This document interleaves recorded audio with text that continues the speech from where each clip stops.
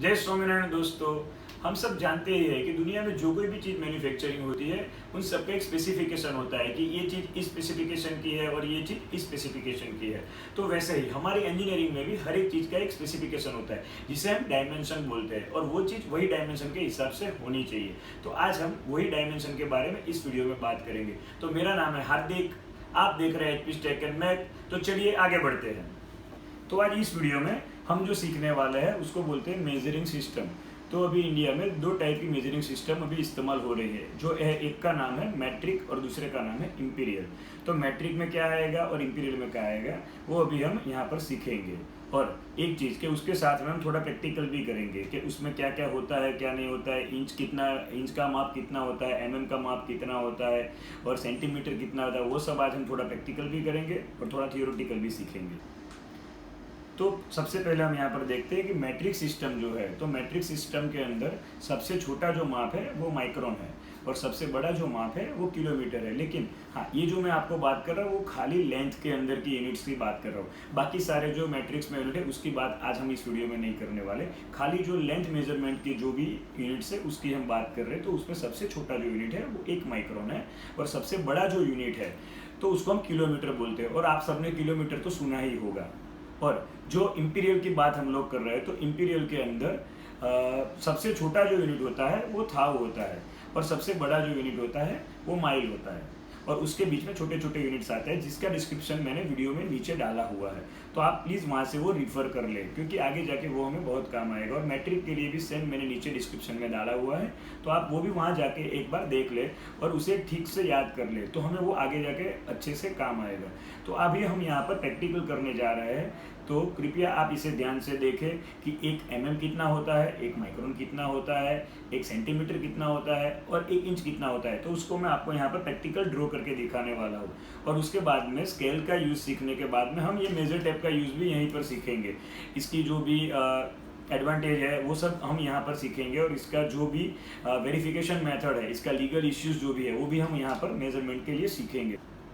तो अभी हमारे पास यहाँ पर एक छोटा सा स्केल है जिसके अंदर हमें यहाँ पर कुछ डायमेंशन दिए गए हुए हैं। उसमें लिखा हुआ है 0 और नीचे लिखा हुआ है cm, तो उसका मतलब होता है सेंटीमीटर। और उसके बाद में यहाँ पर नंबर दिए गए हैं 1 2 3 4 15 तक। और उसके नीचे भी एक स्केल दिया हुआ है लेकिन उसमें कुछ नंबर्स नहीं लिखे हुए। लेकिन ये दोनों क्या है मैं अभी आपको बताता हूँ। ये जो ऊपर वाला जो है वो मैंने आपको बताया, तो ये जो माप है वो मैट्रिक सिस्टम का है और ये जो नीचे वाला है वो इंपीरियल सिस्टम का है। तो ये यहाँ से ये जो है वो इंच में माप दिया गया है। तो यहाँ 0 इंच है, यहाँ पर 1 2 3 4 5 6। तो ये जो है वो 6 इंच का स्केल है अगर हम बोलते हैं इसको कि ये इंपीरियल में है तो। और अगर इसको हम बोलेंगे कि मैट्रिक में तो ये 15 सेंटीमीटर का ये स्केल है। तो अभी हम यहाँ पर एक लाइन ड्रॉ करते हैं और उसके बाद मैं आपको वो समझाने जा रहा हूँ। ये जो मैं नीचे का जो स्केल दिया हुआ है उसके अंदर में मैं अभी लाइन दौड़ रहा हूँ।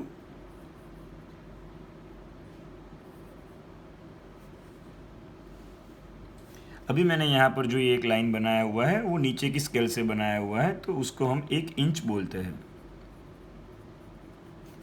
और उसके बाद में हम उसको कहीं पर भी मापे तो ये सेम डायमेंशन रहेगा क्योंकि ये इंपीरियल के अंदर है। और अगर हमें एमएम के अंदर कोई भी ड्रॉ करनी है लाइन तो हमें ये स्केल को इस तरीके से यूज़ करना है।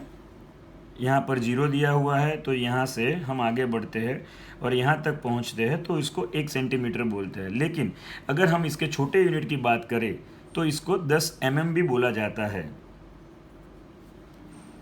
अभी हम यहाँ से इंपीरियल और मैट्रिक का जो भी कन्वर्जन है वो यहाँ पर देखते हैं। तो पहले हम यहाँ पर 1 इंच का लाइन बनाते हैं जो कि एक इंपीरियल यूनिट्स है। उसके बाद में मैं कैमरा जूम करके आपको दिखाता हूँ कि ये जो यूनिट्स है उसको हम एमएम में कितना माप होता है उसका, तो वो जानने का प्रयास कर रहे हैं। तो ये जो हमारी लाइन है वो 25 और 24 के बीच में सेटल हो रही है। तो मैं आपको बताना चाहता हूँ कि ये जो स्केल है उसमें यहाँ पर 0 दिया गया है, यहाँ पर 1 दिया गया है, यहाँ पर 2 दिया गया है, लेकिन उसके बीच में ये छोटी छोटी जो भी लाइंस है तो उसका मतलब होता है ये 0 है, ये 1 mm है, ये 2 mm है, ये 3 mm है, ये 4 mm है, ऐसे ये कंटिन्यू है। तो उसके बाद में ये आता है 20 mm, उसके बाद में 21, 22, 23, 24 और 25। तो यहाँ पर हम देख रहे हैं तो वो जो माप हो रहा है वो 25.4 हो रहा है। तो इसका मतलब कि 1 इंच जो होता है उसका अगर हम मैट्रिक में कन्वर्जन करते हैं तो उसका माप हो जाता है 25.4। तो ये जो स्केल है उसमें हम नॉर्मली जो भी मैट्रिक का माप होता है वो इस तरीके से नाप सकते हैं, और उसके आगे उससे छोटा जो यूनिट होता है उसको कैसे मापना है और उनको मापने के लिए कौन कौन से इंस्ट्रूमेंट की ज़रूरत रहेगी वो मैं आपको स्टेप बाय स्टेप आगे दिखाता जाऊंगा।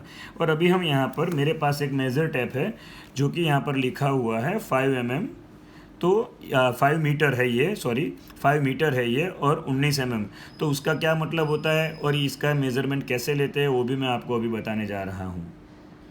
ये जो 5 mm लिखा है मतलब ये 5 मीटर का है, तो 5 मीटर यानी कि 5000 mm, और ये जो लिखा है बाजू में 19 mm, तो ये 19 mm है। तो ये जो इसकी लेंथ है, तो उसकी जो लेंथ है वो 5 मीटर है, और उसका ये जो माप है वो 19 mm का है।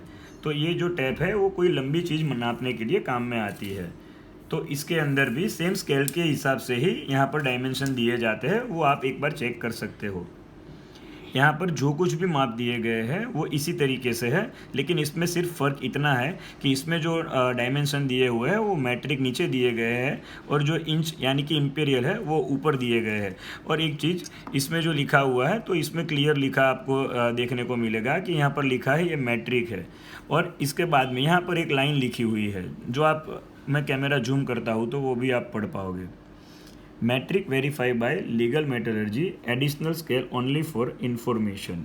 यहाँ पर जो मैट्रिक दिया गया है वो जो है उसको लीगली मेटलर्जी किया हुआ है। तो आप इस टैब के अंदर ये जो है उसी को आप एक बार कंफर्म कर सकते हैं, और ऊपर का जो माप दिया गया है वो एक रेफरेंस के लिए दिया गया है।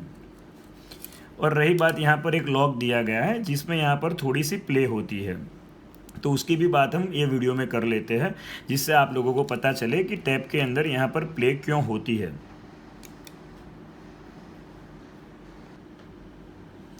तो यहाँ पर ये जो लॉक दिया जाता है उसके 2-3 पर्पज़ होते हैं। एक तो पर्पज़ ऐसा है कि आपको अगर ये नापना है, तो मैं मेरा थोड़ा कैमरा दूर कर लेता हूँ तो उससे आपको ये पूरी टैप देखने को मिल जाएगी। तो यहाँ पर ये जो टैप है, एक तो यहाँ पर ये इसके अंदर स्प्रिंग लगी रहती है, तो इसको अपन जितना भी चाहे उतना बाहर निकाले, उसके बाद में उसे छोड़ दे तो ये अपने आप अंदर चला जाता है। तो इससे क्या है कि टाइम बच जाता है, जो मेज़रमेंट हम करते हैं उसमें उसका टाइम बच जाता है, इसके लिए अंदर स्प्रिंग टेंशन दिया जाता है। तो ये जैसे ही हम काम ख़त्म होने के बाद छोड़ते हैं तो ये अपने आप अंदर चली जाती है। तो ये पूरी अंदर ना चली जाए इसलिए यहाँ पर ये लॉक दिया गया है। उसके बाद में यहाँ पर अगर हमें इसको कभी मापना होता है तो मैं अभी आपको दिखा दूं कि इसको किस तरीके से नापते हैं। मेरे पास यहाँ पर ये एक टेबल है, इसको मैं ये पेज की अगर हमें साइज़ नापनी है तो ऐसे ही इसको लगा देते हैं। उसके बाद में इसको ऐसे टच करना है, और उसके बाद में ये जो पेज है वो कितने mm का है वो यहाँ पर हमें देखने को मिल जाएगा। ये जो पेज है वो करीब करीब 300 mm का है। उसके बाद में इसकी विड्थ अगर हमें नापनी है तो हम ये जो पहले हमने देखा तो इसको ऐसे प्रेस करके देखा, ये जो लॉक है इसको हमने ऐसे प्रेस करके देखा तो ये हमें साइज़ मिला।